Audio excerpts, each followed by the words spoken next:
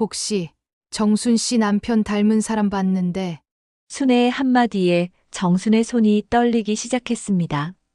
설마 이 사람이? 정순은 천천히 다가갔습니다. 설마. 아니야. 그럴 리 없어. 하지만 고개를 든 순간 정순의 온몸이 얼어붙었습니다. 성호 씨.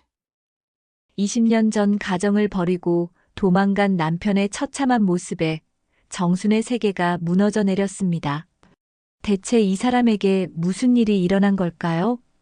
영상 시작에 앞서 실제 사연을 바탕으로 각색한 이야기를 전합니다. 무료로 누를 수 있는 구독과 좋아요로 함께 해주시면 새로운 이야기를 가장 먼저 전해드리겠습니다.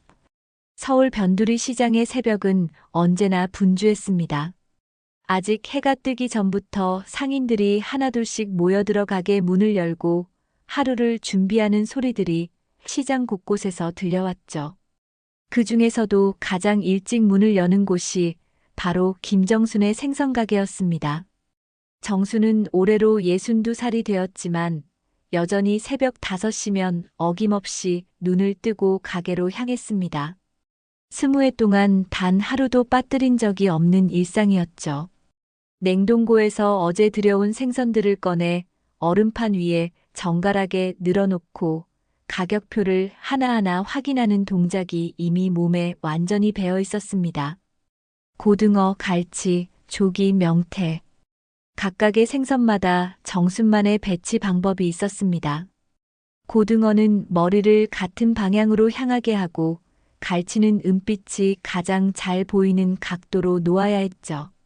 20년간 쌓인 경험이 만들어낸 노하우였습니다. 손님들이 정순신의 생선이 제일 싱싱해 보여라고 말하는 이유도 바로 이런 세심한 정성 때문이었습니다. 정순 씨, 오늘도 일찍 나오셨네요. 맞은편 채소가게 사장이 인사를 건넸습니다. 네, 박 사장님도요. 정순은 미소를 지으며 고개를 끄덕였죠. 이런 인사말들이 그녀에게는 위안이 되었습니다. 혼자 사는 집에서는 들을 수 없는 따뜻한 목소리였으니까요. 시장이 본격적으로 활기를 띠기 시작하는 오전 8시 첫 손님이 들어왔습니다. 정순 씨, 고등어 한 마리만 주세요. 오늘 구워 먹을 거예요. 네, 좋은 걸로 골라드릴게요. 정수는 가장 윤기 나는 고등어를 집어들고 능숙한 손놀림으로 비늘을 긁어냈습니다. 20년 전엔 서툴러서 손에 상처가 끊이지 않았는데 이제는 눈을 감고도 할 수 있을 정도였죠. 생선 가게를 시작한 것은 선택이 아니라 생존이었습니다. 20해 전 남편 박성우가 사업에 실패하고 빚쟁이들에게 쫓기기 시작했을 때 정순에게는 다른 길이 없었습니다. 당시 중학생이던 아들 민수를 키워야 했고 당장 생계를 꾸려나가야 했으니까요. 성우의 사업은 작은 건설회사였습니다. 처음 몇 년은 순조로웠죠. 아파트 건설 붐을 타고 일거리도 많았고 집도 장만할 수 있었습니다. 하지만 외환위기가 닥치면서 모든 것이 무너져 내렸습니다. 발주처가 파산하면서 공사비를 받지 못했고 하청업체들과 직원들에게 줄 돈도 없어졌죠. 성호는 집까지 담보로 잡히면서 점점 더 깊은 늪으로 빠져들었습니다. 여보, 괜찮아질 거야. 조금만 더 버텨보자. 정수는 남편을 위로했지만 사실은 정순 자신도 불안했습니다. 매일 밤 전화가 걸려와 협박하는 사람들의 목소리가 너무 무서웠거든요. 돈 안 갖고 오면 가족들도 가만 안 둔다는 말을 들을 때마다 온몸이 떨렸습니다. 어느 날 밤 성우가 창백한 얼굴로 집에 들어왔습니다. 정순아, 나 잠시 어디 좀 다녀와야겠어. 아마 시간이 좀 걸릴 거야. 어디를 가신다는 거예요? 같이 가면 안 돼요? 안 돼. 절대 안 돼. 너와 민수만은 안전해야 해. 성호의 목소리에는 절망과 결단이 동시에 섞여 있었습니다. 그날 밤이 성호를 본 마지막이었습니다. 새벽에 일어나 보니 성호는 없었고 작은 쪽지 한 장만 식탁 위에 놓여 있었죠. 미안하다. 조금만 기다려라. 단 8글자가 전부였습니다. 정수는 그 쪽지를 붙들고 하루 종일 울었습니다. 성호가 떠난 후 빚쟁이들은 며칠 더 찾아왔지만 곧 포기하고 사라졌습니다. 아마도 성호가 정말로 도망쳤다는 것을 확인했기 때문일 겁니다. 하지만 정순에게는 더 큰 시련이 기다리고 있었죠. 당장 다음 달 생활비도 없는 상황에서 중학생 아들을 키워나가야 했으니까요. 엄마, 아빠는 언제 돌아와요? 어린 민수가 매일 밤 물어보던 그 질문에 정수는 늘 같은 대답을 해야 했습니다. 곧 돌아올 거야. 아빠가 일을 좀 정리하고 계시거든.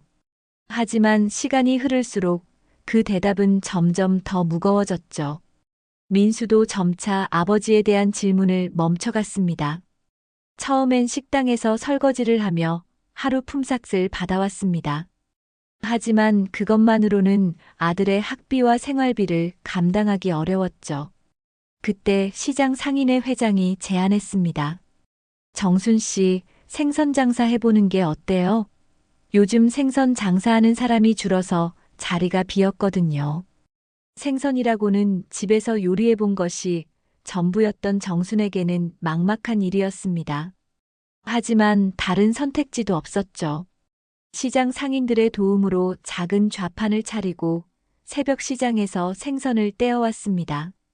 처음엔 어떤 생선이 좋은 건지, 어떻게 손질해야 하는지 아무것도 몰랐습니다.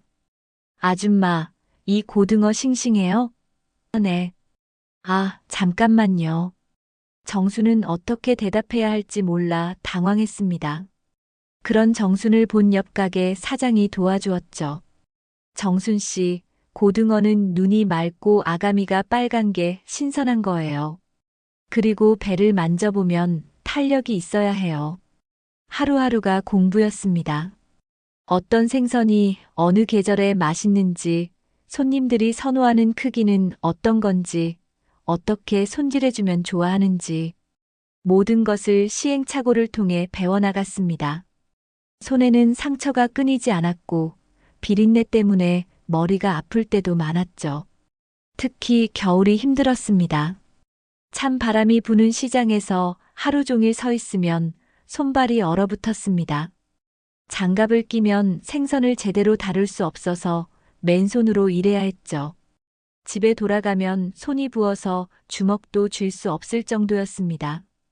그럴 때마다 성호 씨, 이게 다 당신 때문이야 라고 속으로 원망하기도 했습니다. 하지만 포기할 수는 없었습니다. 민수가 학교에서 돌아와 엄마, 오늘 뭐 먹어요? 라고 물어볼 때마다 정수는 다시 힘을 냈습니다. 아들만은 굶겨서는 안 된다는 일념으로 버텨왔죠. 점차 단골 손님들이 생겨났습니다. 정순 씨네 생선이 제일 신선해. 그리고 친절하게 손질도 잘해주고. 이런 말을 들을 때마다 정순의 가슴은 뿌듯했습니다. 인정받는다는 것, 누군가에게 필요한 존재라는 것이 얼마나 소중한지 그제서야 알게 되었죠. 아들 민수는 아버지 없이도 훌륭하게 자랐습니다. 고등학교를 졸업하고 대학에 들어갔을 때 정수는 눈물을 흘렸습니다. 등록금을 마련하느라 생선가게 수익금을 모두 털어야 했지만 아들이 자랑스러웠습니다. 민수는 대학을 졸업하고 좋은 직장에 취직했으며 작년에는 결혼까지 했죠. 결혼식 날 정수는 복잡한 심정이었습니다. 아들이 행복해하는 모습을 보니 기뻤지만 한편으로는 성호가 없다는 것이 아쉬웠습니다. 성호 씨도 이 모습을 보고 싶어 할 텐데 하는 생각이 자꾸 들었죠. 이제 민수는 신혼집에서 새로운 가정을 꾸리며 살고 있습니다. 한 달에 한두 번씩 찾아와 안부를 묻지만 젊은 부부에게는 젊은 부부만의 세계가 있다는 걸 정순도 잘 알고 있었습니다. 억지로 붙잡고 있을 수도 없는 일이었죠. 요즘 들어 정수는 자주 혼잣말을 하게 되었습니다. 특히 밤에 혼자 집에 있을 때면 텔레비전 소리만이 정막을 깨뜨리는 가운데 문득문득 성호 생각이 났죠. 그때 왜 그렇게 떠났을까? 정말 사업 때문이었을까? 아니면 우리가 짐이 되어서였을까? 가끔은 성호를 원망하기도 했습니다. 혼자서 아이를 키우며 살아온 지난 20년이 너무도 힘겨웠으니까요. 추운 겨울 새벽 시장으로 나가는 길에 만약 성호 씨가 있었다면 하는 생각을 하지 않은 날이 없었습니다. 하지만 또 가끔은 성호가 어디선가 잘 지내고 있기를 바라는 마음도 들었죠. 결국 한때는 사랑했던 사람이고 민수의 아버지였으니까요.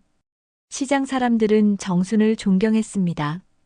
남편 없이도 굴복하지 않고 꿋꿋하게 살아온 그녀의 모습이 대견했기 때문이죠.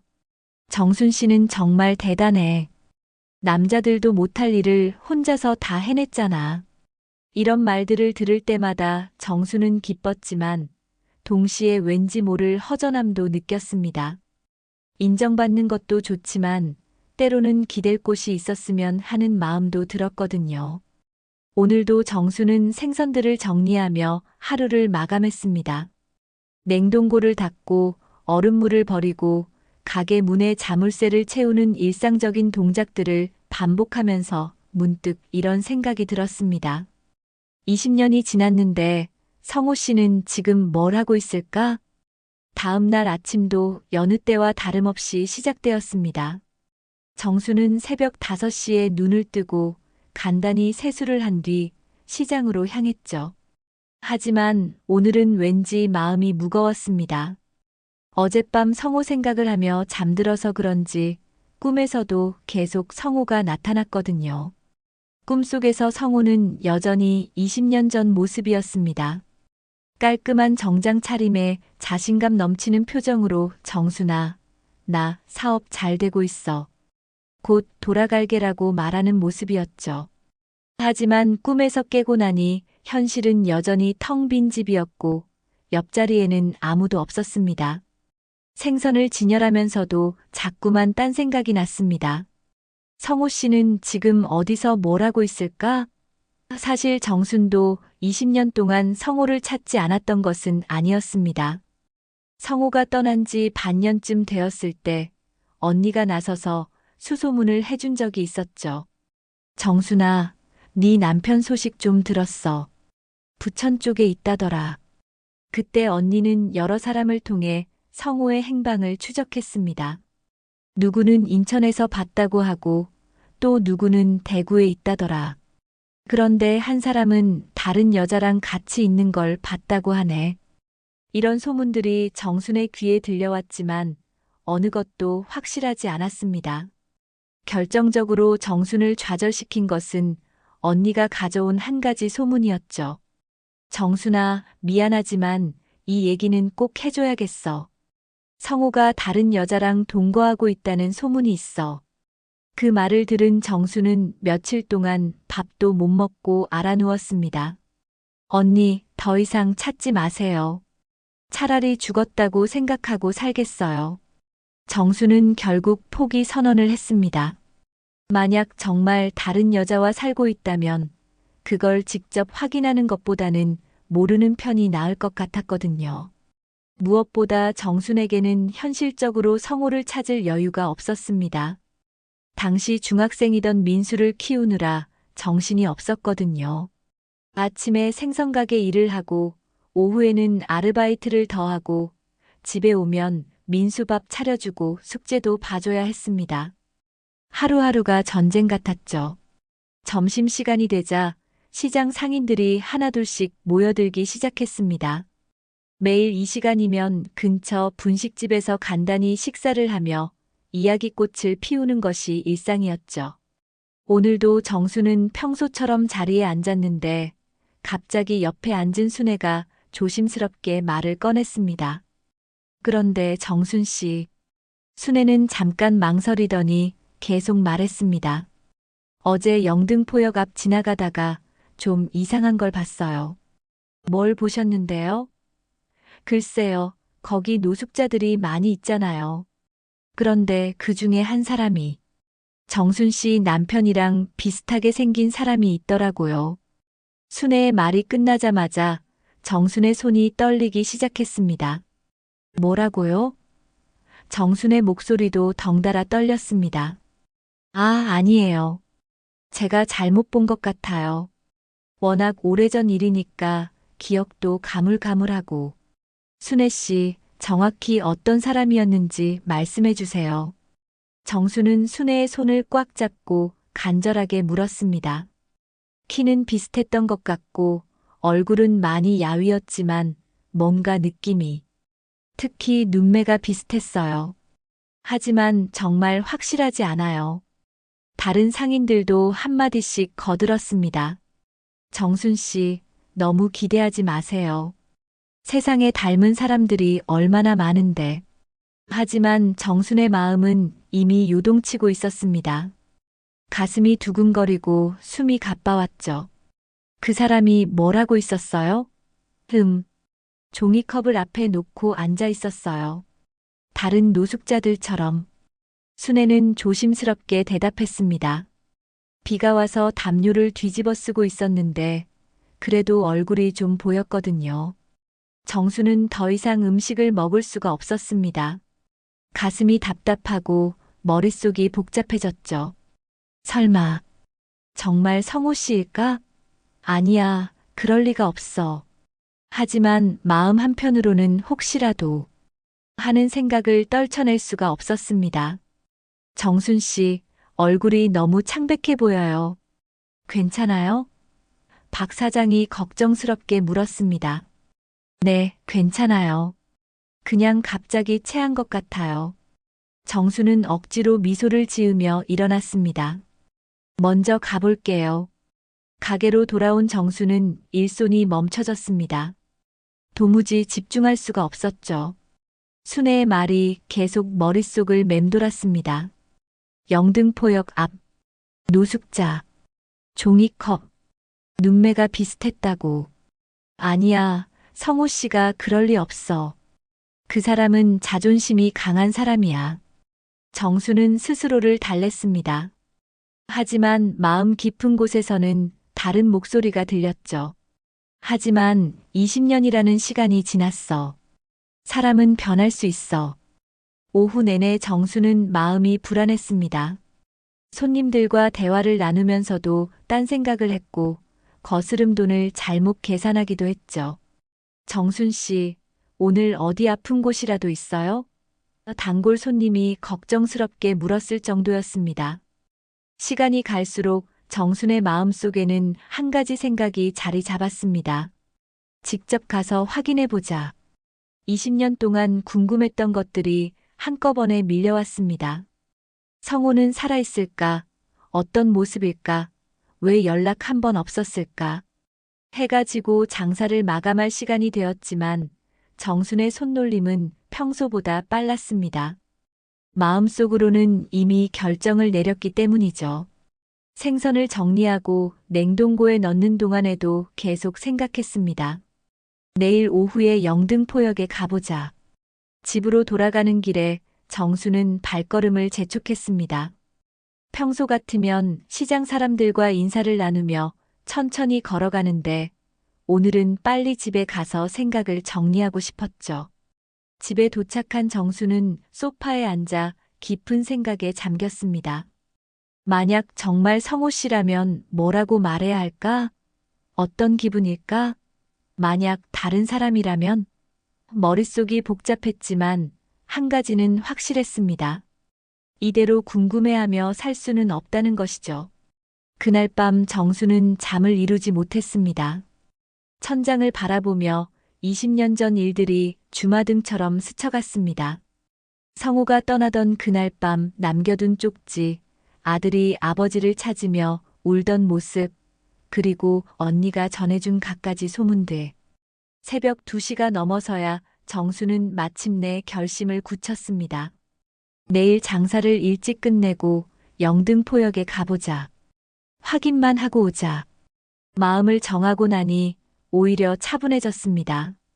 20년 만에 성호와 관련된 확실한 단서를 얻을 수 있을지도 모른다는 생각에 가슴이 두근거렸죠. 다음 날 오전, 정수는 평소보다 더 일찍 가게를 열었습니다. 하루를 빨리 보내고 싶었거든요. 하지만 시간은 더디게 흘러갔고 정순의 마음은 점점 더 조급해졌습니다. 손님들이 말을 걸어도 제대로 대답하지 못할 정도였죠. 점심시간이 되자 순애가 다가왔습니다. 정순 씨, 어제 제 말 때문에 밤새 잠 못 주무셨죠? 정말 미안해요. 아니에요, 괜찮아요. 정수는 애써 담담하게 대답했지만 속으로는 순애에게 고마운 마음이 들었습니다. 만약 순애가 말해주지 않았다면 계속 모르고 살았을 테니까요. 오후 3시, 평소보다 1시간 일찍 정수는 퇴근할 수 있었습니다. 일찍 가시네요? 옆 가게 사장이 물었습니다. 네, 좀 급한 일이 생겼어요. 정수는 서둘러 대답하고 지하철역으로 향했습니다. 지하철 안에서 정순의 마음은 계속 요동쳤습니다. 정말 성호 씨일까? 만약 맞다면 뭐라고 말해야 할까? 영등포역이 가까워질수록 가슴 두근거림은 더욱 심해졌습니다. 20년 만에 재회가 될지 아니면 헛걸음이 될지 정수는 알 수 없었습니다. 영등포역 지하철 출구로 나온 정순의 다리는 후들거렸습니다. 마음의 준비는 했다고 생각했지만 막상 현실이 되니 온몸이 떨렸죠. 역 주변은 퇴근 시간이라 사람들로 북적였고 정수는 그 사이를 헤매며 걸었습니다. 순애 씨가 어디서 봤다고 했지? 역 앞 광장 쪽이라고 했나? 정수는 기억을 더듬어 보며 천천히 걸음을 옮겼습니다. 마음 한편으로는 아무것도 발견하지 못하기를 바라기도 했죠. 그래야 20년간 마음속에 간직해온 성호의 모습이 그대로 남아있을 테니까요. 역 광장 쪽으로 나가자 저녁 무렵에 쌀쌀한 바람이 불어왔습니다. 가로등이 하나둘씩 켜지기 시작하는 시간이었죠. 정수는 주변을 둘러보며 걸었습니다. 벤치에 앉아있는 사람들, 지하도 입구 근처에 웅크리고 있는 사람들. 하지만 아직 순애가 말한 그런 사람은 보이지 않았습니다. 혹시 다른 곳으로 갔을까? 아니면 정말 다른 사람이었을까? 정수는 안도감과 실망감이 동시에 밀려왔습니다. 한참을 더 걸어가다 보니 지하도 계단 근처에 몇몇 사람들이 앉아 있는 것이 보였죠. 정수는 조심스럽게 다가갔습니다. 대부분 나이 든 남성들이었고 앞에는 종이컵이나 작은 상자가 놓여 있었습니다. 어떤 사람은 담요를 뒤집어 쓰고 있었고 어떤 사람은 신문지 위에 앉아 있었죠. 그때였습니다. 계단 모서리 쪽에 웅크리고 앉은 한 사람이 정순의 눈에 들어왔습니다. 허름한 털모자를 쓰고 낡은 패딩을 입은 채 앞에 작은 종이컵을 놓고 있었죠. 얼굴은 모자 때문에 잘 보이지 않았지만 체격이나 앉은 자세가 왠지 익숙했습니다. 정순의 심장이 빨라지기 시작했습니다. 설마 정말 그 사람일까? 정수는 천천히 다가갔습니다. 몇 걸음 더 가까이 갔을 때 그 사람이 고개를 들어 정순을 바라봤습니다. 순간 정수는 숨이 멎는 것 같았습니다. 많이 야위고 주름이 늘었지만 그 눈매만은 틀림없었습니다. 20년 동안 그리워했던 바로 그 눈이었죠. 박성호, 정말 성호였습니다. 성호 씨? 정순의 목소리는 떨렸습니다. 성호도 정순을 알아본 듯 눈을 크게 뜨며 당황했죠. 정순이? 성호의 목소리는 쉬어서 거의 들리지 않을 정도였습니다. 두 사람은 한동안 말없이 서로를 바라봤습니다. 정수는 성호의 모습을 보며 충격을 감추지 못했죠. 20년 전 떠날 때의 성호는 비록 힘들어했지만 그래도 깔끔한 모습이었는데 지금의 성호는 완전히 다른 사람 같았습니다. 머리는 희끗희끗했고 얼굴은 깊게 파인 주름으로 가득했습니다. 손은 거칠어져 있었고 옷은 여러 번 기워 입은 흔적이 역력했죠. 무엇보다 그의 눈빛에서 예전의 자신감은 온데간데 없이 사라져 있었습니다. 성호 씨, 정말 당신이구나. 정수는 눈물이 났지만 참았습니다. 이런 곳에서 울 수는 없었거든요. 어떻게 이렇게 됐어요? 성호는 고개를 떨궜습니다. 말하고 싶어도 뭐라고 설명해야 할지 모르겠다는 듯이 입술만 달싹거렸죠. 정순아, 미안하다. 정말 미안해. 그의 목소리에는 깊은 절망과 후회가 묻어 있었습니다. 정수는 주변을 둘러봤습니다. 사람들의 시선이 부담스러웠죠. 여기서는 안 돼요. 다른 곳으로 가요. 아니야, 나는 갈 곳이 없어. 성호는 고개를 저었습니다. 그럼 잠깐만이라도 어디 따뜻한 곳에서 얘기해요. 결국 정수는 성호를 설득해서 근처 작은 찻집으로 데려갔습니다. 성호는 자신의 초라한 모습 때문에 들어가기를 주저했지만 정순이 간절히 부탁해서 따라왔죠. 찻집 구석 자리에 앉은 두 사람 사이에는 무거운 침묵이 흘렀습니다. 정수는 따뜻한 차 한 잔을 성호 앞에 밀어주었습니다. 드세요. 추우셨죠? 성호는 떨리는 손으로 찻잔을 들었지만 정순과 눈을 마주치지는 못했습니다. 성호 씨, 그동안 어떻게 살았어요? 왜 연락 한 번 안 했어요? 정순의 목소리에는 원망보다는 안타까움이 더 많이 담겨 있었습니다. 나는 너희에게 돌아갈 자격이 없어. 성호는 힘겹게 말을 시작했습니다. 떠난 후에 여러 군데를 돌아다녔어. 일자리를 찾아서 말이야. 하지만 빚쟁이들이 계속 찾아다녔고 어디 가서도 정착할 수가 없었지. 그의 목소리는 점점 작아졌습니다. 그래도 연락은 할 수 있었잖아요. 우리가 얼마나 걱정했는지 알아요? 정순의 눈에 눈물이 맺혔습니다. 민수는 밤마다 아빠를 찾으며 울었어요. 성호의 어깨가 크게 떨렸습니다. 민수, 우리 민수는 어떻게 지냈어? 혼자 다 컸어요. 대학도 졸업하고 작년에 결혼도 했어요. 정순의 말에 성호는 더욱 고개를 떨궜습니다. 나는 아무것도 해준 게 없구나. 아버지 역할을 전혀 못했어. 성호의 목소리에는 깊은 자책감이 담겨 있었습니다. 당신도 힘들었겠지만 우리도 힘들었어요. 특히 민수가. 정수는 20년간 쌓인 서운함을 쏟아내고 싶었지만 지금의 성호 모습을 보니 차마 그럴 수가 없었습니다. 오히려 안쓰러운 마음이 더 컸죠. 처음 몇 년은 그래도 버텼어. 일용직이라도 하면서 돈을 조금씩 모았지. 언젠가는 빚을 갚고 돌아가리라 생각했어. 성호는 차를 한 모금 마시며 계속 말했습니다. 하지만 나이가 들수록 일자리 구하기가 더 어려워졌어. 그러다 아픈 적이 있었는데 병원비도 없어서. 성호의 이야기를 들으며 정수는 복잡한 감정에 휩싸였습니다. 원망스럽기도 했지만 동시에 측은하기도 했죠. 20년 동안 성호도 나름대로 고생을 했다는 것을 알 수 있었습니다. 그래도 한 번쯤은 소식이라도 전할 수 있었잖아요. 정순이 다시 물었습니다. 내가 어떤 처지인지 알면서도 너희에게 연락할 수 있겠어? 이런 모습으로 성호는 자신의 초라한 모습을 내려다봤습니다. 사랑하는 사람에게는 모습이 중요한 게 아니에요. 정순의 말에 성호는 놀란 듯 정순을 바라봤습니다. 정순아, 너는 아직도. 저도 잘 모르겠어요.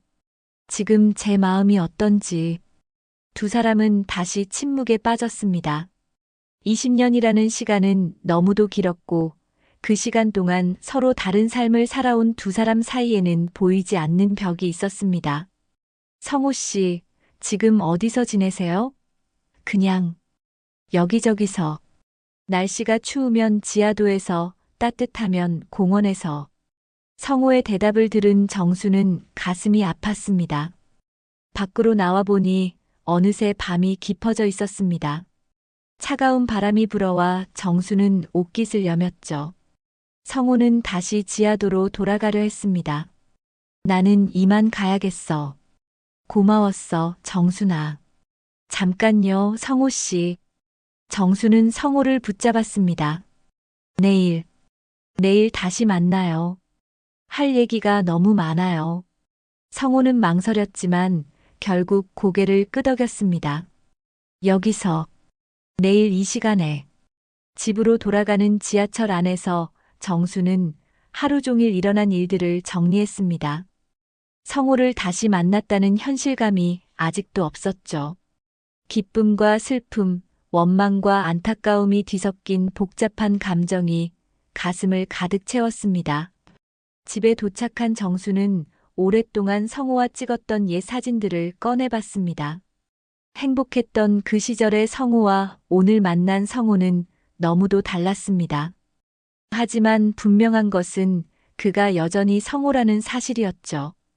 20년 만의 재회, 이제 정순에게는 새로운 선택이 필요했습니다. 그날 밤 정수는 잠을 이루지 못했습니다. 성호와의 재회가 꿈만 같았거든요. 눈을 감으면 오늘 본 성호의 초라한 모습이 떠올랐고, 눈을 뜨면 20년 전 떠나던 날의 성호가 생각났습니다. 두 모습 사이의 간격이 너무 커서 현실감이 없었죠. 새벽이 되어서야 겨우 잠이 들었던 정수는 평소보다 늦게 일어났습니다. 하지만 마음은 온통 어제 일로 가득했죠.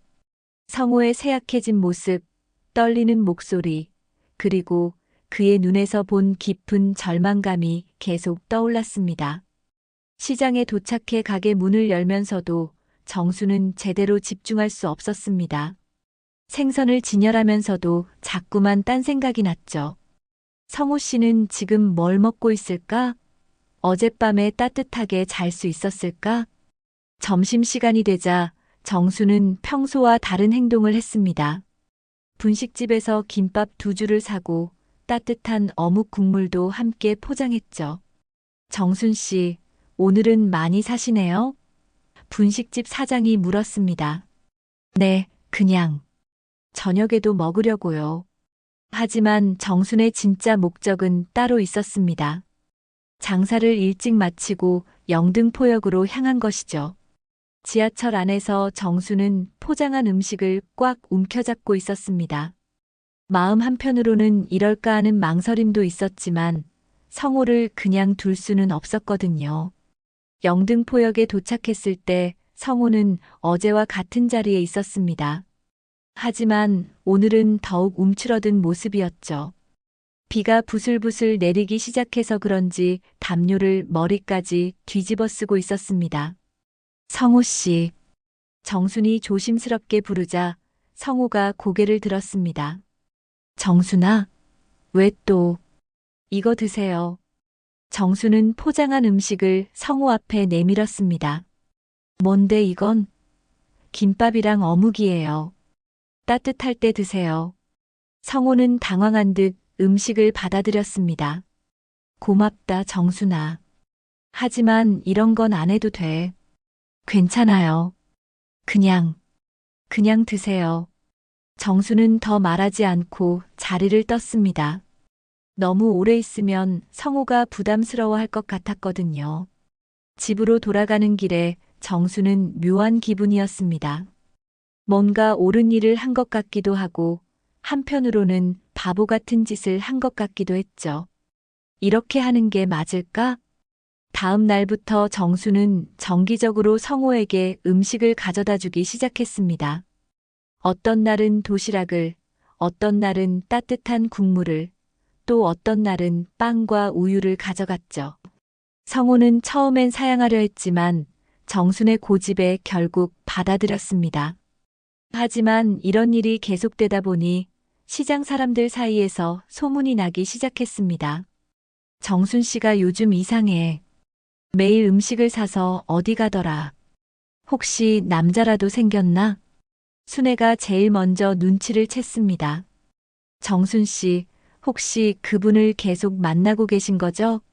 정수는 부인하려 했지만 순애의 눈을 속일 수는 없었죠. 가끔 음식만 드리고 있어요. 세상에, 정말요? 순애의 목소리가 커지자 주변 상인들이 모여들었습니다. 무슨 일인데? 정순 씨가 남편분께 음식을 가져다 준다네요. 노숙자가 된 남편한테? 상인들의 반응은 복잡했습니다. 어떤 사람은 그래도 부부인데라고 이해하는 반면 어떤 사람은 20년 동안 버린 남자를 왜라고 비판했죠. 정순 씨, 너무 착하세요. 그런 남자는 그냥 두세요. 맞아요, 정순 씨. 지금까지 혼자서도 잘 살았잖아요. 그 사람이 돌아온다고 해서 뭐가 달라질까요? 상인들의 말 하나하나가 정순에게는 상처가 되었습니다. 하지만 뭐라고 변명할 수도 없었죠. 점심시간마다 이런 시선들을 받는 것이 부담스러워진 정수는 혼자 김밥으로 끼니를 때우기 시작했습니다. 다른 사람들과 함께 앉아 있으면 또 성우 이야기가 나올 것 같았거든요. 정순 씨, 왜 혼자 드세요? 같이 앉아요. 박 사장이 불렀지만 정수는 괜찮아요. 빨리 먹고 들어가야 해서요라고 핑계를 댔습니다. 사실은 사람들의 수군거리는 소리가 듣기 싫었던 것이죠. 어느 날 오후 정순이 성호에게 음식을 가져다 주고 돌아오는 길에 시장 상인 몇 명과 마주쳤습니다. 정순 씨, 영등포역에서 오시는 거 아니에요? 아, 네. 정수는 어쩔 수 없이 대답했습니다. 정말 남편분을 챙기고 계시는군요. 그래도 혈육인데 어쩔 수 없죠. 정수는 애써 담담하게 말했지만 속으로는 부끄러웠습니다. 이런 모습을 보이는 것이 창피하기도 했고 한편으로는 자신의 행동이 옳은 건지 확신이 서지 않았거든요. 그날 밤 정수는 혼자 앉아 깊은 생각에 잠겼습니다. 내가 지금 뭘 하고 있는 걸까? 20년 동안 우리를 버리고 간 사람을 왜 챙기고 있는 거지? 하지만 또 다른 한편으로는 그래도 굶고 있는 사람을 그냥 둘 수는 없잖아 하는 마음도 들었습니다. 특히 밤이 깊어질수록 정순의 마음은 더욱 복잡해졌습니다. 성우 씨, 왜 연락 한 번 안 했어요? 왜 우리를 그렇게 버렸어요? 혼잣말이 저절로 나왔습니다. 20년 동안 쌓인 서운함과 원망이 터져 나오는 것 같았죠. 민수가 얼마나 아빠를 그리워했는데, 제가 얼마나 힘들었는데, 정수는 눈물을 흘리며 중얼거렸습니다. 그런데 왜 지금 와서 이런 모습으로 나타나는 거예요?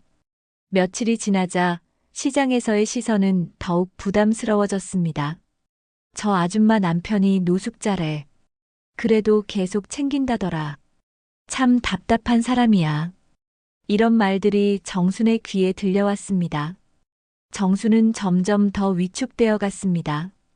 평소 같으면 활기차게 손님들과 대화를 나누었는데 요즘은 필요한 말만 하고 조용히 지냈죠. 사람들의 시선이 부담스러웠고 자신이 바보 같다는 생각도 들었습니다. 그런 어느 날 성호를 만나러 가는 길에 정수는 우연히 아는 사람을 만났습니다. 예전에 같은 아파트에 살았던 이웃이었죠. 어머, 정순 씨 아니에요? 오랜만이에요. 아, 네. 안녕하세요. 정수는 당황했습니다. 손에는 성호에게 가져다 줄 도시락이 들려 있었거든요. 어디 가시는 길이에요? 그냥 볼 일이 있어서요. 하지만 그 이웃은 눈치가 빨랐습니다. 혹시 남편분 만나러 가시는 거 아니에요? 소문 들었어요. 다시 만나셨다면서요? 정수는 얼굴이 빨개졌습니다. 벌써 동네까지 소문이 퍼진 것 같았거든요. 집으로 돌아온 정수는 소파에 털썩 앉았습니다. 이런 식으로 계속 살 수는 없었습니다. 사람들의 시선도 부담스럽고 자신의 행동이 옳은 건지도 확신이 서지 않았죠. 무엇보다 성우는 여전히 과거에 대해 제대로 된 설명을 해주지 않았습니다. 대체 뭘 원하는 거예요, 성우 씨? 정수는 허공에 대고 물었습니다. 저한테서 뭘 바라는 거예요? 하지만 대답은 없었고 정수는 홀로 답답한 마음을 달래야 했습니다. 그날 밤도 정수는 잠들지 못했습니다. 성호에 대한 마음, 사람들의 시선, 그리고 자신의 미래에 대한 걱정이 머릿속을 가득 채웠거든요. 언제까지 이렇게 살아야 하지? 정수는 한숨만 깊게 내쉴 뿐이었습니다. 정순이 성호에게 음식을 가져다 준 지 일주일째 되던 날이었습니다. 평소처럼 도시락을 준비해서 영등포역으로 향했는데 성호가 보이지 않았습니다. 어디 갔을까? 정수는 주변을 둘러보며 걱정이 되기 시작했죠. 1시간을 기다려도 성호는 나타나지 않았습니다. 정수는 근처에서 잠을 자고 있는 다른 노숙자에게 물어봤습니다. 혹시 여기 앉아 계시던 분 어디 갔는지 아세요? 아, 그 아저씨요? 아침에 119 차에 실려갔어요. 정순의 얼굴이 하얗게 변했습니다. 119요? 왜요? 갑자기 쓰러졌거든요. 열이 막 나더라고요. 정수는 급하게 근처 병원들을 수소문하기 시작했습니다. 3번째 병원에서 드디어 성호를 찾을 수 있었죠. 응급실 침대에 누워있는 성호의 모습을 본 정수는 가슴이 철렁했습니다. 얼굴은 창백했고 숨소리도 거칠었습니다. 간호사가 다가와 말했죠. 보호자세요? 폐렴 증상이 심해서 입원이 필요한 상태예요. 저는 부인입니다. 정수는 떨리는 목소리로 대답했습니다. 20년 만에 다시 성호의 아내라고 말하는 순간이었죠. 입원비는 어떻게 하실 건가요? 간호사의 질문에 정수는 당황했습니다. 일단 제가 부담하겠습니다. 정수는 통장에 있던 비상금을 모두 털어 성호의 입원비를 지불했습니다. 사실 그 돈은 가게 확장을 위해 모아둔 것이었지만 지금은 그런 것을 생각할 여유가 없었죠. 성호가 입원한 지 이틀째 되는 날 드디어 의식을 되찾았습니다. 정순아, 여기가 어디야? 병원이에요. 쓰러지셔서 119에 실려왔어요. 정수는 성호의 손을 잡으며 말했습니다. 그 손은 너무도 말랐고 차갑했죠. 병원비는 누가? 걱정 마세요. 제가 했어요. 정순의 말에 성호는 눈물을 흘렸습니다. 정순아, 미안해. 정말 미안해. 지금은 몸부터 추스르세요. 얘기는 나중에 해요. 하지만 성호는 계속 말하고 싶어 했습니다. 고열 때문에 정신이 몽롱한 상태에서도 뭔가 중요한 얘기를 해야 한다는 듯이 정순의 손을 꽉 잡고 있었죠. 정순아, 내가 너희한테 못한 얘기가 있어. 지금은 쉬세요. 나중에 들을게요. 아니야, 지금 말해야 해. 나중엔 용기가 없을지도 몰라. 성호의 목소리에는 절박함이 담겨 있었습니다. 정수는 성호가 진정될 때까지 기다렸죠. 사실 내가 집을 떠난 건 너희를 지키려고 했던 거야. 성호는 힘겹게 말을 시작했습니다. 빚쟁이들이 내 아내랑 아들까지 가만 안 두겠다고 협박했어. 특히 민수를 건드리겠다고 했지. 정수는 충격을 받았습니다. 20년 동안 성호가 그저 도망친 줄 알았는데 가족을 지키려고 했다는 말이었거든요. 정말이에요? 정말이야. 내가 사라지면 너희는 안전할 거라고 믿었어. 그래도 한 번쯤은 연락할 수 있었잖아요. 정수는 여전히 서운한 마음을 감추지 못했습니다. 연락했어, 정순아. 편지도 보냈고. 편지요? 언제요? 저는 받은 적이 없는데. 성호는 더욱 힘들어하며 말했습니다. 떠난 지 반년쯤 됐을 때 부천에서 편지를 보냈어. 그런데 며칠 후에 빚쟁이들이 찾아왔어. 편지를 추적해서 온 거야. 그래서요? 너희한테 다시 위협이 간 거야. 그때 알았어. 내가 연락하면 할수록 너희가 위험해진다는 걸. 정수는 할 말을 잃었습니다. 성호의 말이 사실이라면 20년 동안 자신이 성호를 오해하고 있었던 것이죠. 그럼 왜 지금까지, 왜 이렇게 오래? 처음 몇 년은 그래도 버텼어. 일용직이라도 하면서 돈을 조금씩 모았지. 언젠가는 빚을 갚고 돌아가리라 생각했어. 성호는 기침을 하며 계속 말했습니다. 하지만 나이가 들수록 일자리 구하기가 더 어려워졌고 몸도 아프고. 왜 그때 저한테 말하지 않았어요? 같이 해결할 수도 있었잖아요. 정순아, 그때 넌 민수를 키우느라 정신이 없었잖아. 거기다가 내 문제까지 떠맡기고 싶지 않았어. 성호의 설명을 듣고 있으니 정순의 마음도 복잡해졌습니다. 원망했던 마음이 조금씩 누그러지면서 동시에 안쓰러운 마음이 들었죠. 그동안 얼마나 힘들었을까? 성호 씨, 그럼 지금이라도. 정순아, 나는 이미 너무 늦었어. 너한테 다시 돌아갈 자격이 없어. 성호는 고개를 저었습니다. 20년 동안 아무것도 해준 게 없는 사람이 어떻게. 그때 병실 문이 열리며 누군가 들어왔습니다. 중년 남성이었는데 정순에게는 낯선 사람이었죠. 성호야, 깨어났구나. 그 사람은 성호를 보며 반가워했습니다. 누구세요? 정순이 물었습니다. 아, 제 소개가 늦었네요. 저는 김철수라고 합니다. 성호와 오래된 친구예요. 철수는 정순에게 인사를 했습니다. 혹시 부인이신가요? 네. 그렇습니다. 철수는 성호 곁에 앉으며 말했습니다. 부인께 말씀드릴 게 있습니다. 뭔데요? 성호가 떠나기 전에 제 명의로 땅 하나를 맡겼습니다. 정수는 깜짝 놀랐죠. 땅이요? 네, 그때는 별 볼일 없던 시골 땅이었어요. 성호가 혹시 모르니 맡아달라고 해서 받아둔 건데. 철수는 잠시 멈췄다가 계속 말했습니다.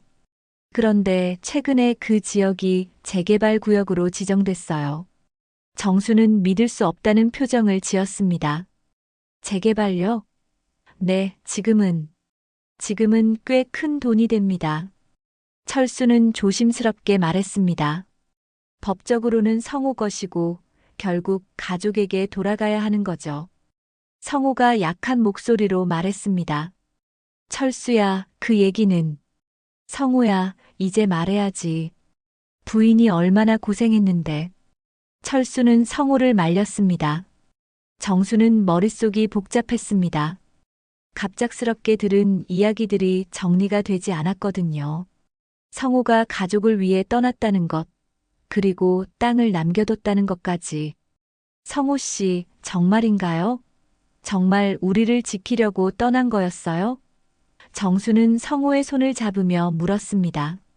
성호는 고개를 끄덕였습니다. 정순아, 나는 실패한 남편이었지만 그래도 끝까지 너희를 지키고 싶었어. 철수가 정순에게 말했습니다. 부인, 성호는 20년 동안 한 번도 그 땅을 팔려고 하지 않았어요. 언젠가 정순이와 민수에게 돌려줄 거야라고 했거든요. 그 말을 들으니 정순의 눈에 눈물이 고였습니다. 성호가 힘없는 목소리로 말했습니다. 정순아, 이제 알았으니까 그 땅은 네가 가져. 그리고 나는. 그만해요, 성호 씨. 지금은 쉬세요. 정수는 복잡한 마음으로 병실을 나왔습니다. 20년 동안 품었던 원망이 한순간에 무너지는 것 같았죠. 성호도 자신도 모두가 피해자였던 것일지도 모른다는 생각이 들었습니다. 병원에서 나온 정수는 머릿속이 복잡했습니다. 철수가 말한 땅 이야기가 계속 맴돌았거든요. 정말 그런 땅이 있는 걸까? 성호 씨가 왜 그런 걸 숨기고 살았을까? 집으로 돌아가는 길에 정수는 이런 생각들을 정리하려 했지만 쉽지 않았습니다. 다음 날 오전 정순이 시장에서 장사를 하고 있을 때 낯선 남자가 찾아왔습니다. 혹시 김정순 씨 맞으신가요? 네, 그런데요. 저는 어제 병원에서 배웠던 김철수입니다. 성우 친구요. 철수는 손에 서류 봉투를 들고 있었습니다. 성우가 부탁해서 왔어요. 이 서류들을 부인께 드리라고 하더군요. 정수는 당황했습니다. 시장 한복판에서 이런 일이 벌어지니 부담스러웠거든요. 여기서는 좀 다른 곳에서 얘기할까요? 네, 그러시죠. 철수와 정수는 시장 근처 조용한 카페로 자리를 옮겼습니다. 철수는 서류 봉투를 테이블에 내려놓으며 진지한 표정을 지었죠. 부인, 어제 얘기한 딴 거는 정말입니다. 철수가 서류를 꺼내며 설명하기 시작했습니다. 이게 토지 등기부등본이고요.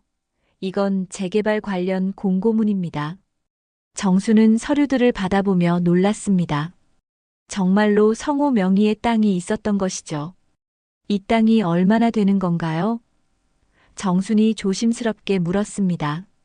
현재 시세로는 대략 10억 정도 될 것 같습니다. 철수의 답에 정수는 깜짝 놀랐습니다. 10억이요? 네, 재개발이 확정되면서 땅값이 많이 올랐거든요. 성호도 몰랐을 겁니다. 제가 어제 알아보고 깜짝 놀랐어요. 철수는 고개를 끄덕이며 말했습니다. 사실 저도 그 땅을 잊고 있었는데 성호가 쓰러졌다는 소식을 듣고 생각이 났거든요. 정수는 믿기지 않았습니다. 20년 동안 힘들게 살아온 자신에게 갑자기 이런 일이 일어나다니요.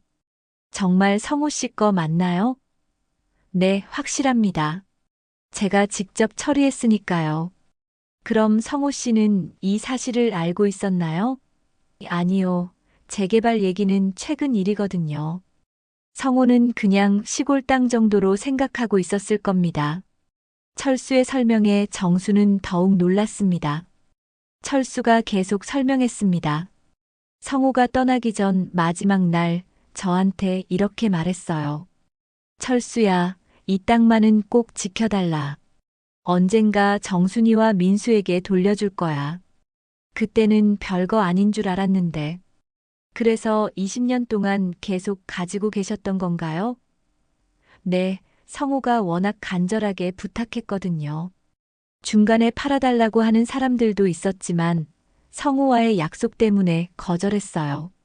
정수는 서류들을 다시 한번 살펴봤습니다. 분명히 성호의 이름이 적혀 있었고 철수가 관리인으로 되어 있었죠. 이걸 어떻게 해야 하나요? 법적으로는 성호 것이니까 성호가 결정해야죠. 하지만 성호는 분명히 부인께 드릴 거예요. 그 순간 정순의 휴대폰이 울렸습니다. 병원에서 걸려온 전화였죠. 보호자이신가요? 환자분 상태가 좀 나빠졌습니다. 빨리 와주세요. 정수는 급하게 일어났습니다. 병원에 가봐야겠어요. 저도 같이 가겠습니다. 철수와 정수는 서둘러 병원으로 향했습니다. 병실에 도착했을 때 성호는 산소 마스크를 쓰고 있었고 의사가 심각한 표정으로 서 있었죠. 어떻게 된 거예요?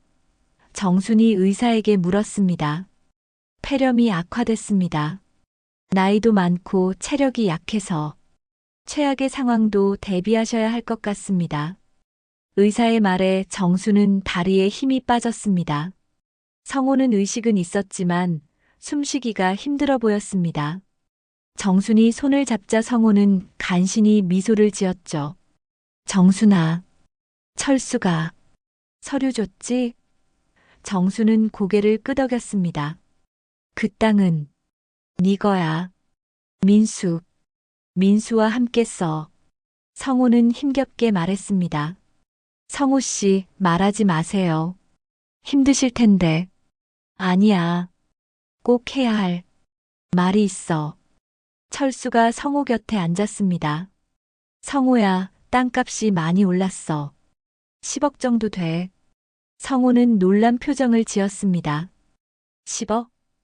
네, 재개발 때문에요. 성호의 눈에 눈물이 고였습니다. 정순아, 이제 이제 너희가 편하게 살 수 있겠구나. 성호 씨, 그런 말 하지 마세요. 같이 살 거예요. 하지만 성호는 고개를 저었습니다. 나는 너무 늦었어. 하지만 이 돈으로 민수도 도우고 내 생활도. 성호는 말을 마치지 못하고 기침을 했습니다. 정수는 성호의 손을 꽉 잡으며 울었죠. 철수가 정순에게 말했습니다. 부인, 성호는 정말 가족을 사랑합니다. 20년 동안 단 한 번도 그 땅을 팔려고 하지 않았어요. 언젠가 정순이에게 줄 거야라고 계속 말했거든요. 그럼 왜 이렇게 고생하며 살았어요? 정순이 울먹이며 물었습니다. 자존심 때문일 거예요. 빈손으로 돌아갈 수 없다고 생각했나 봐요. 그리고 그 땅이 이렇게 비쌀 줄도 몰랐고요. 성호가 약한 목소리로 말했습니다. 정순아, 미안해. 너무 늦게 알았어. 괜찮아요, 성호 씨. 이제라도 알았잖아요. 정수는 성호의 이마에 손을 대며 위로했습니다. 다음 날 정수는 부동산 전문가와 만나 정확한 땅값을 확인했습니다. 철수의 말이 맞았습니다. 재개발 구역으로 지정되면서 땅값이 엄청나게 오른 것이죠. 이 정도 규모면 정말 10억은 좋게 넘을 것 같습니다. 전문가는 계속 설명했습니다. 내년에 재개발이 시작되면 더 오를 가능성도 있어요. 정말 좋은 위치에 있는 땅이네요. 정수는 믿기지 않았습니다. 20년 동안 힘들게 벌어온 돈보다 훨씬 큰 금액이었거든요. 병원으로 돌아온 정수는 성호에게 전문가의 말을 전했습니다. 성호 씨, 정말 대단한 땅이었어요. 성호는 기뻐했지만 동시에 후회도 했습니다. 진작에 알았으면. 성호 씨, 과거는 그만 생각해요. 지금이 중요한 거잖아요. 정수는 성호를 위로했습니다. 이제 우리 다시 시작할 수 있어요. 하지만 성호의 상태는 점점 나빠지고 있었습니다. 그날 밤 정수는 집에서 혼자 생각에 잠겼습니다. 갑자기 생긴 큰 재산 때문에 기쁘기도 했지만 한편으로는 복잡했죠. 이 돈으로 뭘 해야 할까? 성호 씨는 어떻게 될까? 무엇보다 성호의 진심을 알게 된 것이 가장 큰 변화였습니다. 20년 동안 원망했던 마음이 이해와 안타까움으로 바뀌었거든요. 하지만 시간은 너무 많이 흘러버렸고 성호의 건강은 위험한 상태였습니다. 정수는 밤새 잠들지 못하며 생각했습니다. 이제 어떻게 해야 할까? 성호 씨와 함께 새로운 시작을 할 수 있을까? 하지만 답은 쉽게 나오지 않았습니다. 다만 한 가지는 확실했죠. 성호가 가족을 위해 준비해둔 마지막 선물이라는 것을 말입니다. 성호가 입원한 지 일주일이 지났습니다. 의사는 상태가 호전되지 않고 있다고 말했죠. 폐렴이 악화되면서 다른 합병증까지 생긴 것 같았습니다. 정수는 매일 병원을 오가며 성호를 돌봤습니다. 그날도 정수는 평소처럼 시장 일을 마치고 병원으로 향했습니다. 하지만 병실에 들어서자마자 분위기가 심상치 않다는 걸 느꼈죠. 간호사들이 자주 드나들고 있었고 의사도 심각한 표정이었습니다. 어떻게 된 거예요? 정순이 담당 의사에게 물었습니다. 상태가 많이 나빠졌습니다. 혈압도 떨어지고 있고 가족분들께 연락하시는 게 좋겠습니다. 의사의 말에 정수는 가슴이 철렁했습니다. 정수는 급하게 민수에게 전화를 걸었습니다. 민수야, 병원으로 빨리 와. 아버지가. 엄마, 무슨 일이에요? 설명은 나중에 할게. 일단 빨리 와줘. 1시간 후 민수가 병원에 도착했습니다. 아내 수진도 함께 왔죠. 민수는 침대에 누워있는 성호를 보며 복잡한 표정을 지었습니다. 20년 만에 보는 아버지의 모습이었거든요. 민수야. 성호가 약한 목소리로 불렀습니다. 민수는 대답하지 않고 그냥 서 있었죠. 정순이 민수를 가만히 밀어주었습니다. 가까이 가봐. 민수는 천천히 성호 곁으로 다가갔습니다. 아버지. 그 한마디에 성호의 눈에서 눈물이 흘러내렸습니다. 민수야, 많이 컸구나. 아빠가 미안해. 왜 이제야 나타나세요? 민수의 목소리에는 억눌린 감정이 담겨 있었습니다. 20년 동안 어디서 뭘 하신 거예요? 민수야. 아빠는. 성호는 힘겹게 몸을 일으키려 했습니다. 정순이 베개를 받쳐주며 성호를 도왔죠. 민수야, 아빠 얘기를 들어줄래? 성호는 마지막 힘을 내어 말하기 시작했습니다. 아빠는 너희를 버린 게 아니야. 너희를 지키려고 떠난 거야. 성호는 빚쟁이들의 협박에 대해, 가족을 보호하기 위해 선택한 도피에 대해 차근차근 설명했습니다. 민수는 가만히 듣고 있었습니다. 표정은 여전히 굳어 있었지만 성호의 말에 귀를 기울이고 있었죠. 그래도 연락은 할 수 있었잖아요. 민수야, 아빠가 연락하려고 했어. 하지만 그럴 때마다 너희에게 위험이 갔어. 빚쟁이들이 아빠를 추적해서 너희를 찾아갔거든. 성호의 설명에 민수의 표정이 조금씩 바뀌기 시작했습니다. 정말 그런 거였어요? 민수가 떨리는 목소리로 물었습니다. 정말이야, 민수야. 아빠는 하루도 너희를 잊은 적이 없어. 매일 밤 너희 생각에 잠 못 이뤘어. 성호는 계속 말했습니다. 특히 내가 학교 다닐 때, 운동회나 학예회 때마다 가고 싶었어. 하지만 갈 수 없었지. 내가 나타나면 너희에게 피해가 갈까봐. 민수의 눈에 눈물이 맺혔습니다. 어린 시절 아버지 없이 혼자 참가했던 학교 행사들이 떠올랐겠죠. 아버지, 정말 그런 거였어요? 민수야, 아빠는 실패한 아버지야. 내가 자라는 모습도 못 봤고, 결혼할 때도 곁에 있어주지 못했어. 성호는 수진을 바라보며 말했습니다. 며느리야, 우리 민수 잘 부탁해. 수진도 눈물을 흘렸습니다. 아버님, 저희가 몰라서. 고마워, 며느리야. 민수가 좋은 사람을 만났구나.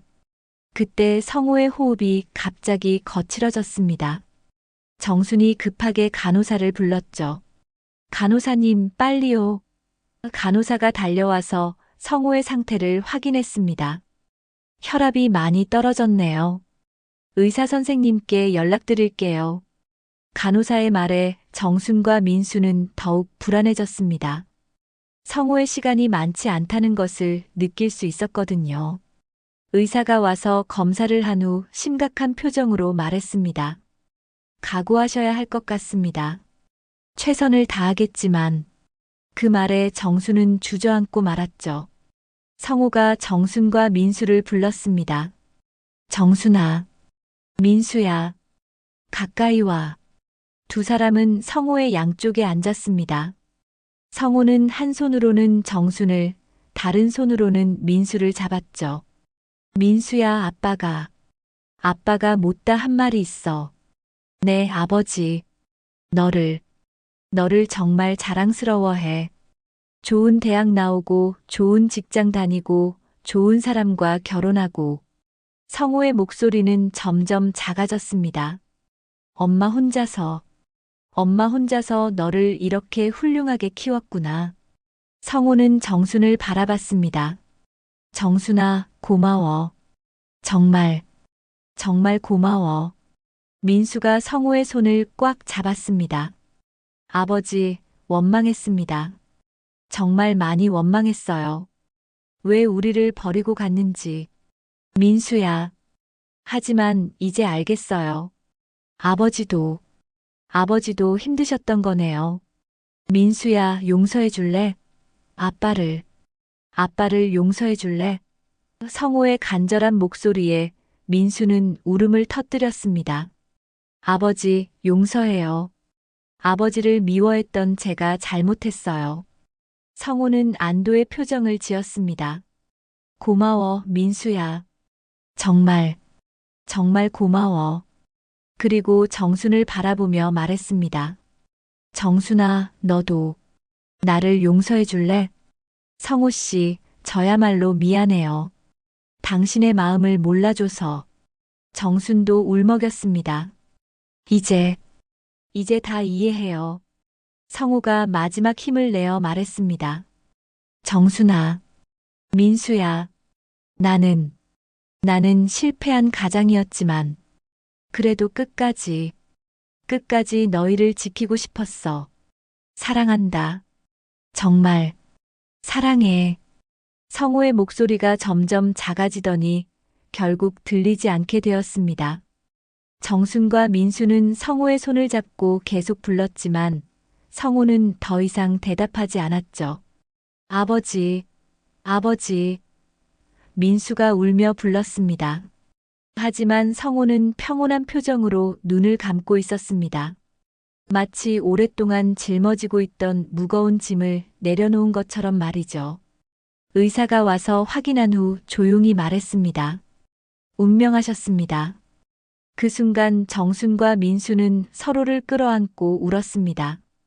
20년 만의 재회였지만 이제 영원한 이별이 되어버린 것이죠. 성호는 마지막 순간까지 가족에 대한 사랑을 확인시켜 주었습니다.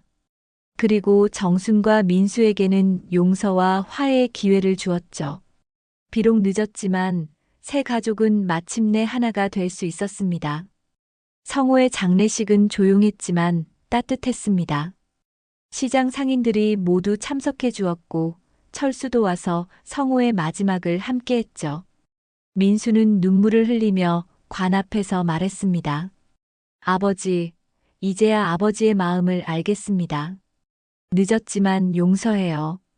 장례를 치르는 동안 정수는 많은 생각을 했습니다.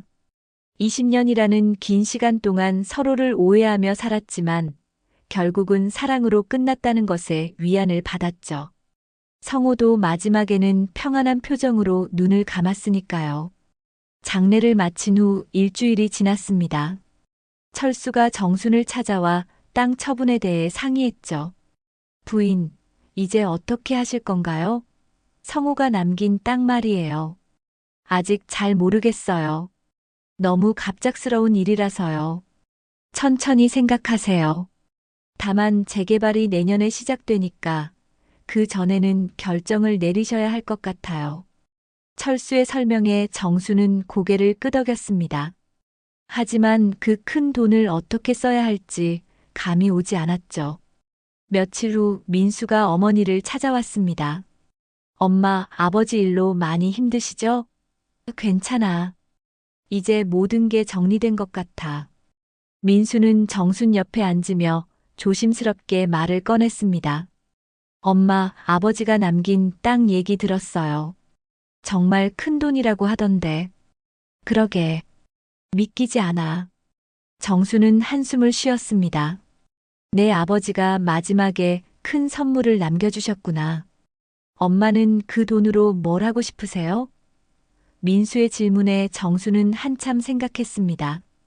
글쎄, 처음엔 생선 가게를 크게 확장하려고 했는데 지금은 다른 생각이 들어. 어떤 생각이요? 우리 가족처럼 힘든 사람들을 도와주면 어떨까 하는 생각이야. 정순의 말에 민수는 놀란 표정을 지었습니다. 도와준다는 게 어떤 뜻이에요? 가난 때문에 가족이 흩어지는 일이 없도록 장학금이나 생활비를 지원하는 거야. 우리처럼 아버지 없이 자라는 아이들이 많잖아. 정순의 생각을 들은 민수는 감동받았습니다. 엄마, 정말 그렇게 하실 거예요? 내 아버지가 우리를 위해 마지막까지 지켜낸 돈인데 나만 쓰기는 미안하더라. 정수는 창밖을 바라보며 말했습니다. 이 돈으로 다른 가족들이 행복해진다면 내 아버지도 기뻐하실 것 같아. 민수는 어머니의 손을 잡았습니다. 엄마, 정말 훌륭하세요. 저도 돕겠습니다. 고마워, 민수야. 내가 그렇게 말해주니까 더 용기가 나네. 한 달 후 정수는 변호사와 함께 장학재단 설립 절차를 밟기 시작했습니다. 재단 이름은 희망가족 장학재단으로 정했죠. 가정 형편이 어려운 학생들과 한부모 가정을 지원하는 것이 주 목적이었습니다. 시장 사람들도 정순의 결정에 감탄했습니다. 정순 씨, 정말 대단하세요. 그 큰 돈을 혼자 쓰지 않고. 맞아요. 아무나 할 수 있는 일이 아니에요. 예전에 정순을 수군거렸던 사람들도 이제는 존경의 눈빛으로 바라봤습니다. 순애가 정순에게 말했습니다. 정순 씨, 처음에 남편분 일로 말씀드렸을 때는 어떻게 될지 걱정했는데 이렇게 좋은 결과가 있을 줄은 몰랐네요. 순애 씨가 말해주지 않았으면 영영 모르고 살았을 거예요. 고마워요. 재단 설립 과정에서 정수는 성호의 친구 철수와도 자주 만났습니다. 부인 성호가 이 소식을 들으면 정말 기뻐할 겁니다. 그럴까요? 당연하죠. 성호는 항상 남을 도와주는 걸 좋아했거든요. 철수는 성호와의 추억을 들려주었습니다. 젊을 때 성호는 어려운 사람 있으면 먼저 도와주곤 했어요. 자기 형편도 넉넉하지 않으면서 말이에요. 그 얘기를 들으니 정수는 자신의 선택이 옳았다는 확신이 들었습니다. 장학재단이 정식으로 설립된 것은 성호가 세상을 떠난 지 2달 후였습니다. 첫 번째 장학생으로 5명의 학생이 선정됐죠. 모두 한부모 가정의 아이들이었고 꿈은 있지만 형편이 어려운 학생들이었습니다. 장학금 전달식 날 정수는 학생들과 부모들을 직접 만났습니다. 공부 열심히 해서 훌륭한 사람이 되세요. 그리고 나중에 여러분들도 어려운 사람들을 도와주세요. 정순의 말에 학생들은 고개를 끄덕였습니다. 한 학생의 어머니가 정순에게 인사했습니다. 정말 고맙습니다.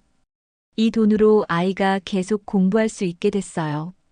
저도 혼자 아이를 키워봐서 얼마나 힘든지 알아요. 서로 도우며 사는 거죠. 재단 일을 하면서 정순의 하루는 더욱 바빠졌습니다. 오전에는 시장에서 생선 가게를 운영하고 오후에는 재단 업무를 봤죠. 하지만 예전보다 훨씬 보람찬 삶이었습니다. 어느 날 저녁 정수는 성호의 사진 앞에 앉아 조용히 말했습니다. 성호 씨, 잘했죠? 당신이 남겨주신 돈으로 많은 가족들을 도우고 있어요. 사진 속 성호는 여전히 미소를 짓고 있는 것 같았습니다. 처음엔 원망도 많이 했는데 이제는 이해해요. 당신도 나름대로 가족을 지키려고 애쓴 거였네요. 정수는 사진을 어루만지며 계속 말했습니다. 민수도 가끔 재단 일을 도왔습니다. 엄마, 요즘 훨씬 밝아 보여요. 그래, 뭔가 의미 있는 일을 하니까 그런가 봐.